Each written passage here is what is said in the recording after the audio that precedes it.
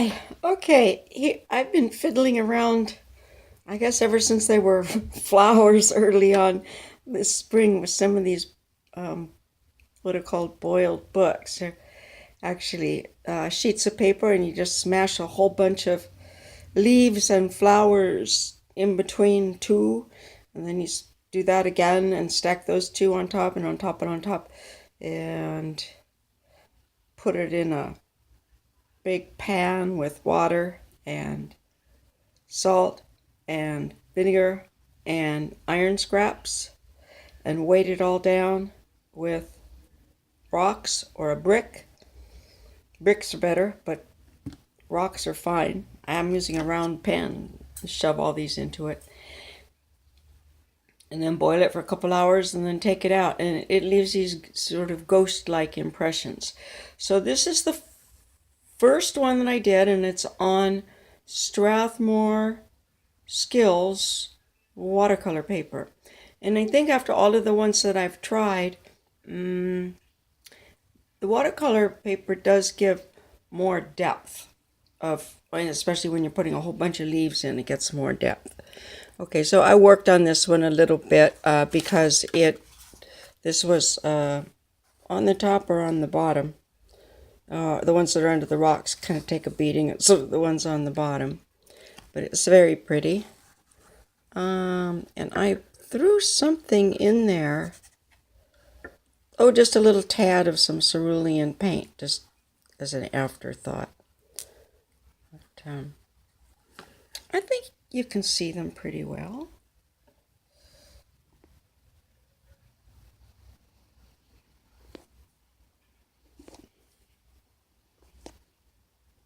Oh, what am I doing? I'm sorry.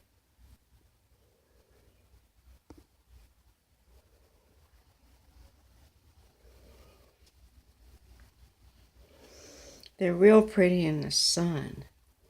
You know, I feel like Jane Austen time, sitting in a window seat and journaling with these delicate florals. So back we go here.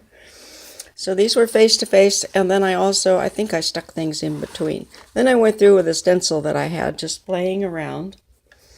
And this actually, I'm thinking, is sort of a journal that's assembled. These went through the process.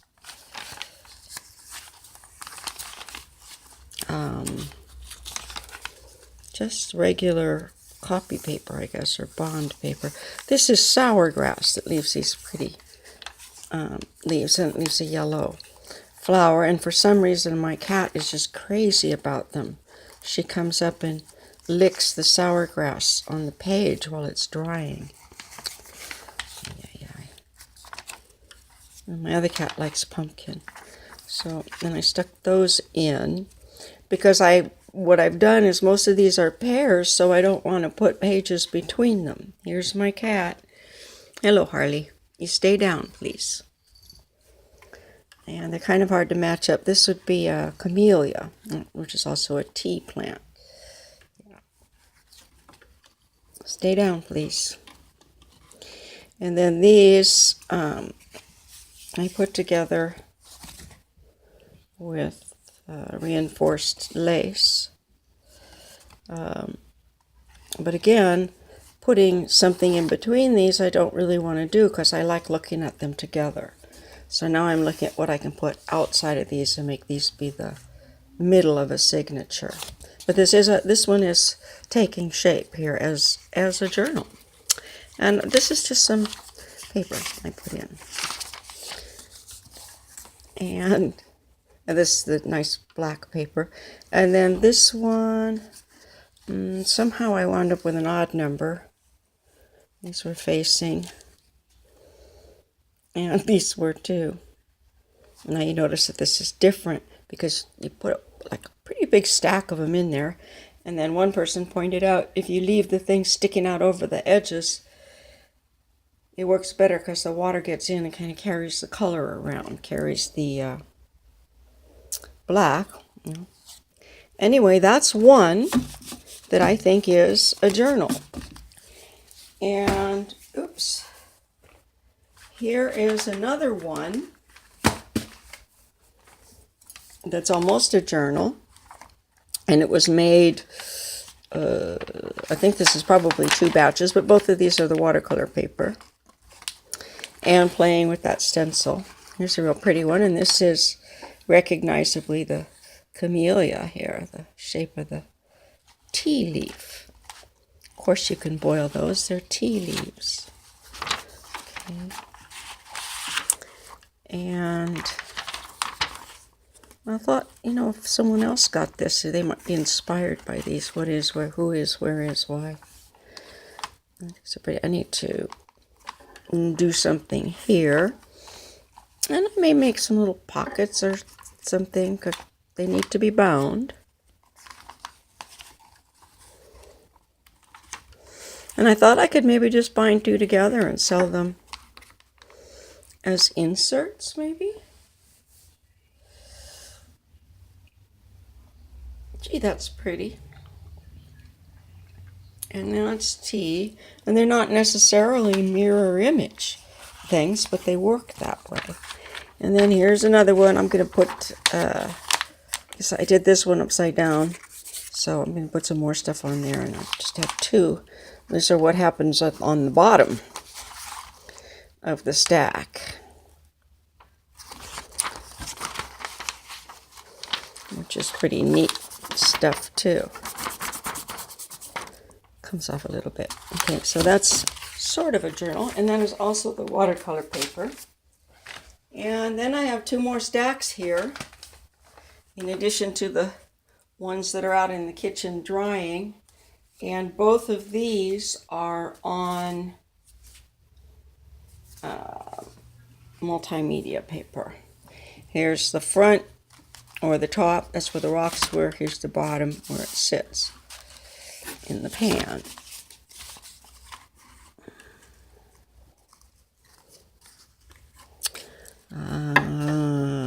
Looks like sour grass.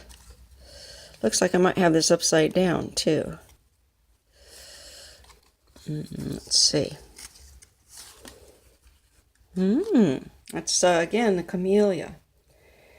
And I must have thrown a little something in. One of them I know I dipped a felt pan in with a color.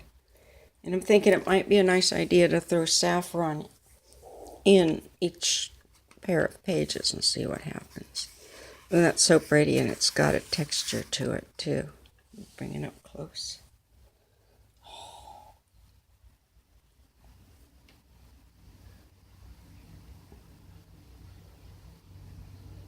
It's beautiful chiaroscuro.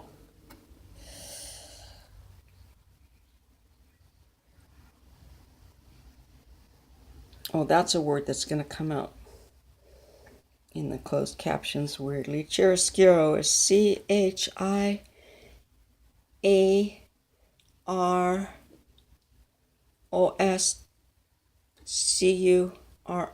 Chiaroscuro.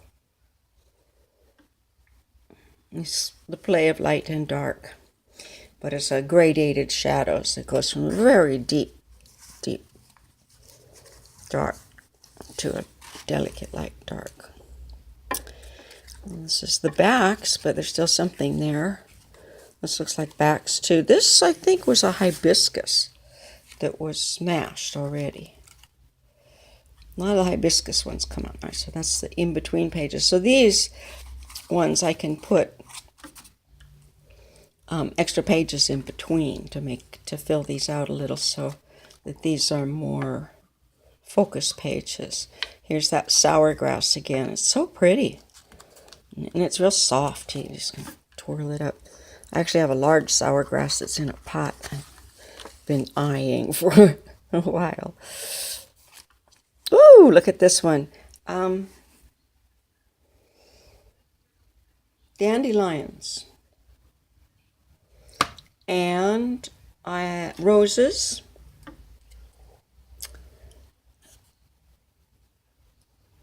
think these are dandelions. I'm not sure. Where are their petals?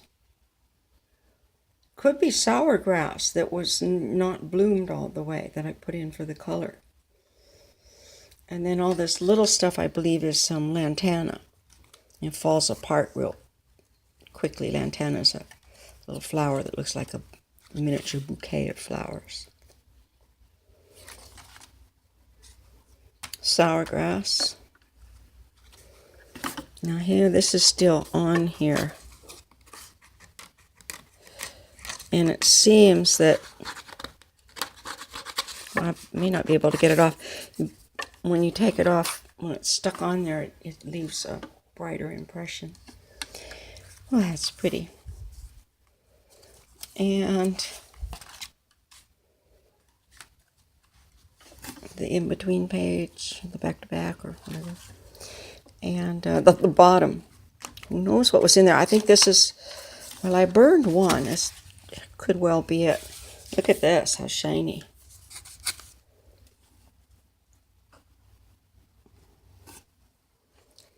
And one more.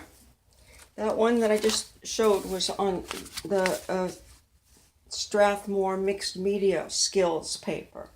Skills are just a practice paper or a student grade paper, but they're nice. They're a good student grade. So that last one was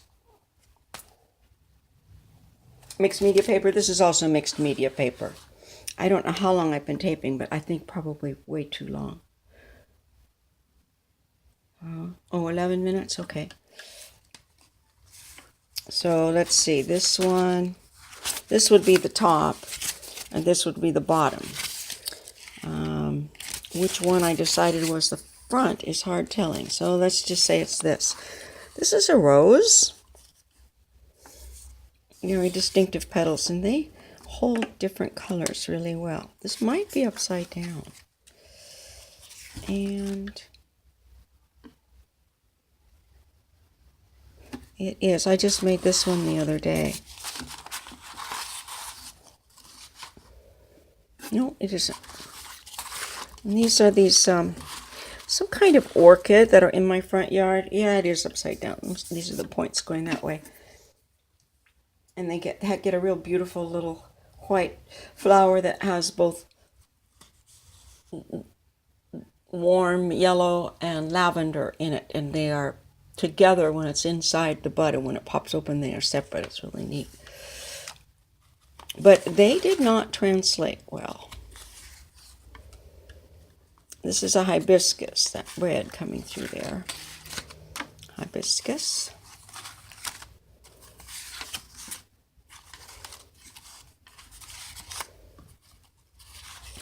Possibly the mixed media paper also is a little bit brighter in terms of color.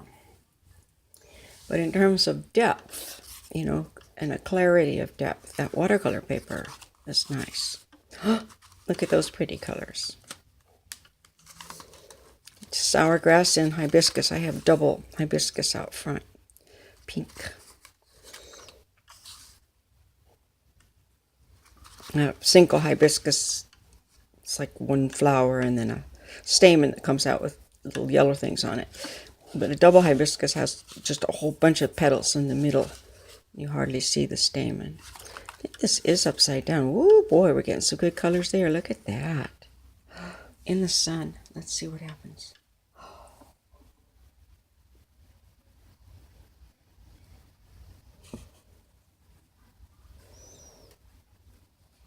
So these are things that I think, you know, we could go into with ink or with watercolor lightly, and maybe bring up and make into things. And you can do 20 at a time, so it might not be a bad way to get your color in on a journaling by fives to do your first step of breaking. You're breaking a page, all right. Literally, look at how broken this page is.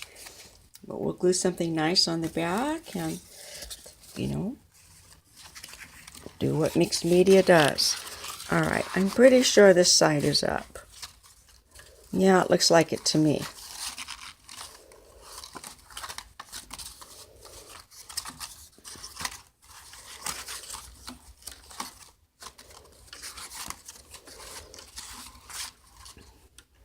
That's just really hard telling. Because this should be the front, because this is the one that got torn up by the rocks. But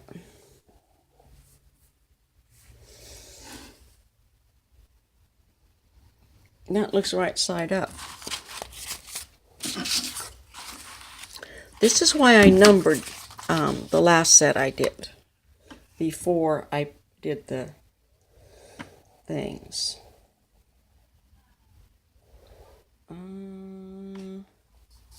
Yep, those match, so that's the front.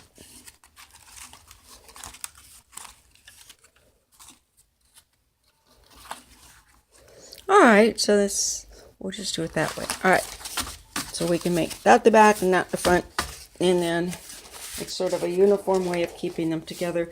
Thank you very much for looking at those. It's nice to be able to share these things with people who appreciate looking at them. Myself, I actually enjoy watching paint dry. Thank you so much. Give me a thumbs up and a subscribe. I'm looking forward to doing a series on color, which I'm really good at. So these are things I'm doing that I've been inspired by just while looking and thinking and learning and trying to keep my brain clear. So thank you again, and see you soon. Talk to you soon.